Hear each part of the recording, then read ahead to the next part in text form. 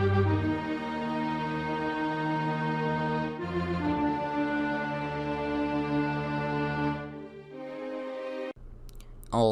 hey everyone, what's going on, and welcome back to another video. You may be wondering what this is. I specifically mean this. I mean, some of you may know what it is, some of you may not, but don't spoil it for everyone else, please, if you don't know. And anyway, this is what I'm actually going to be talking about today, at least in part.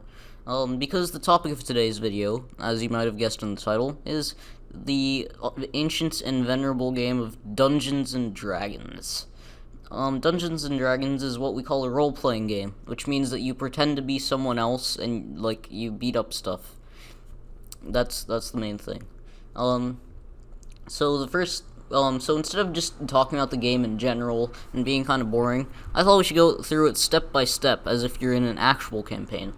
So, obviously, the first step in any Dungeons & Dragons game is to create your character. This is the person who you're going to be in this fake, fictional world, and, like, this is who you're going to be. So, the first thing is to create a race. So, are you going to be a human, an elf, a dwarf, or a hobbit? Those are the main ones. There's plenty of others, but generally people usually stick to those.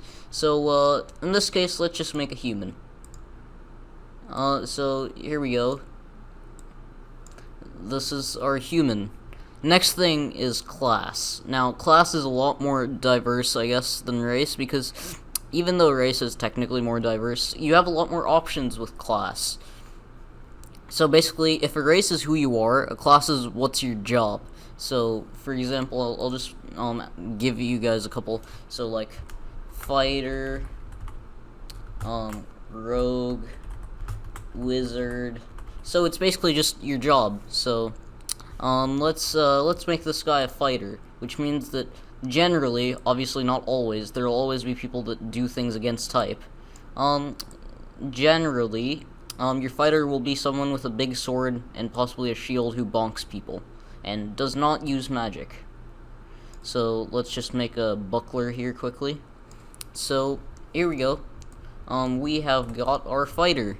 Now, the next thing you're going to want to do is roll up stats and ability scores and stuff, which isn't really important. Just determines, like, how well you'll be able to do things inside the in-game world. And which, you know, they are important. I lied, but yeah, you probably just don't want to concern yourselves with it too much if you're just starting out playing D&D. So now we've got our hero, and he would not be alone. As a matter of fact, I'm just going to grab another d20 and pretend I'm shaking this up, and I just get another character. So I'll just draw another human being here. Or maybe not even a human. Could be anyone. Like, for example, an elf. So, just pretend those are ears. I can't draw well. Like an elven wizard, alright, to go with the human fighter, and maybe also a dwarven cleric. So if you don't know what clerics are, I didn't mention it here, but they're just basically healers who are also priests, so they're healer priests. And we've got our dwarven cleric here. Pretend I can draw. And alright, so now our party is going to set off on an adventure. Obviously, they go off so fast that the fighter leaves his toupee behind, I suppose.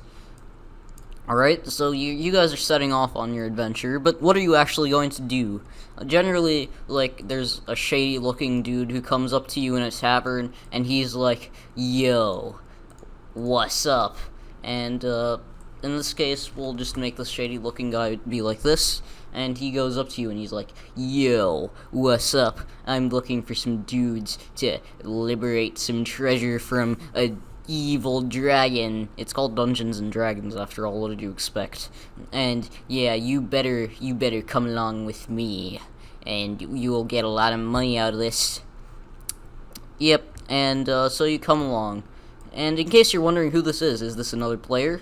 D&D is not usually an MMORPG. It can be sometimes, but usually it's just a couple of players. So if you want to know who this is an incarnation of the Dungeon Master. So if the players are down here, the Dungeon Master is like the overall person in charge of the setting. Like, the players can still make actions within the setting, but the Dungeon Master controls basically everything else.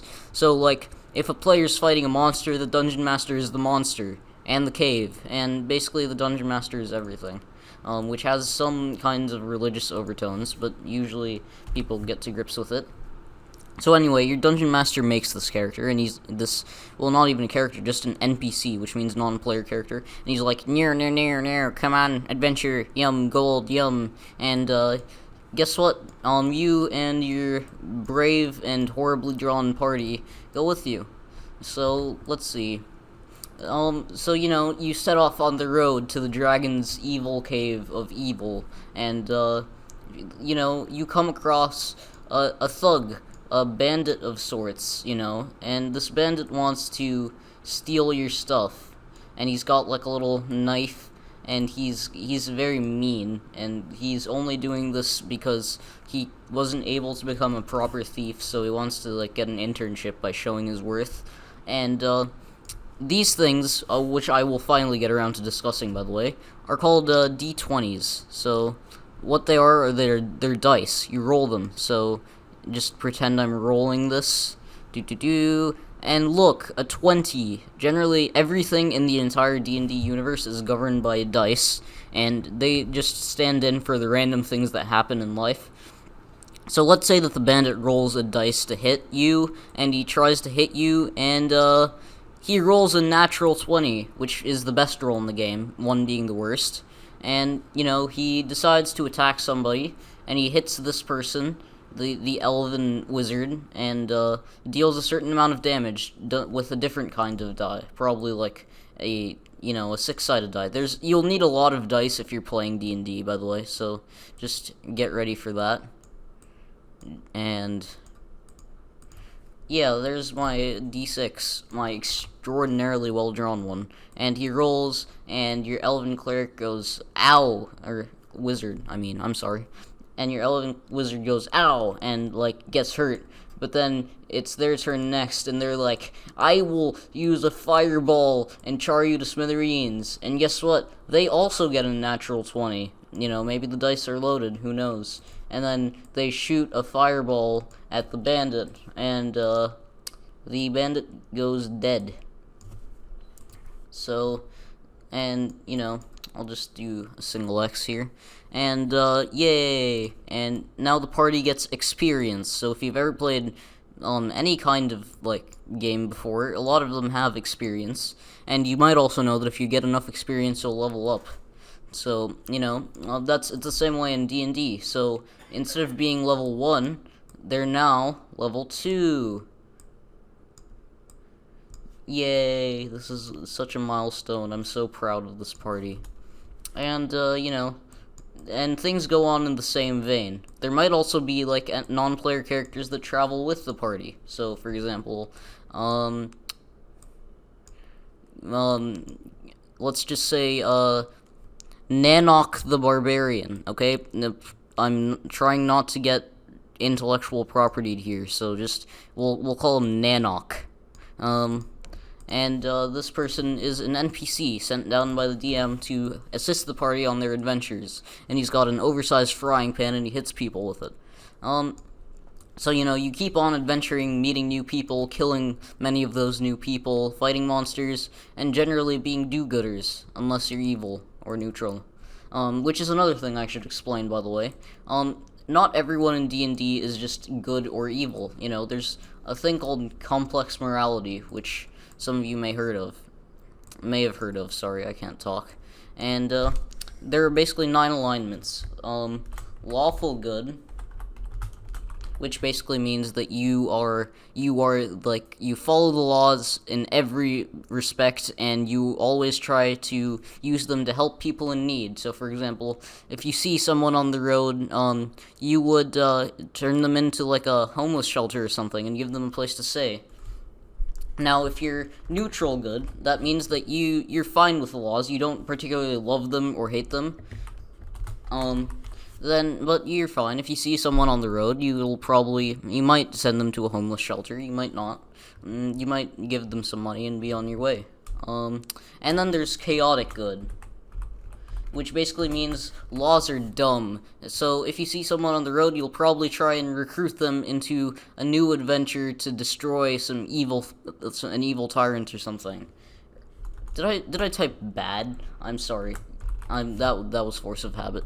But then there's also variations of these for neutral, so like lawful neutral, true neutral, which is just neutral, and chaotic neutral, and then evil, which doesn't get played a whole lot since most people want to be like the stereotypical fantasy knight, but it does. So there's also lawful, chaotic, and neutral evil.